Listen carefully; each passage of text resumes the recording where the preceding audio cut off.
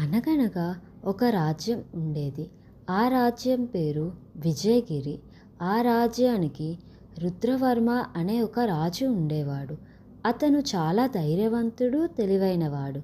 మొదట్లో అతను ప్రజలను చాలా ప్రేమతో పాలించేవాడు. ప్రజలు కూడా అతన్ని దేవుడిలా భావించేవారు. రాజ్యం చాలా అభివృద్ధి చెందింది. పంటలు బాగా పండేవి. వ్యాపారం పెరిగింది. అందరూ చాలా సంతోషంగా జీవించేవారు. ఈ విజయాలన్నీ చూసి రుద్రవర్మకు గర్వం పెరగడం మొదలైంది. మొదట్లో చిన్నగా మొదలైన ఆ గర్వం కొద్ది రోజులకే అహంకారంగా మారింది.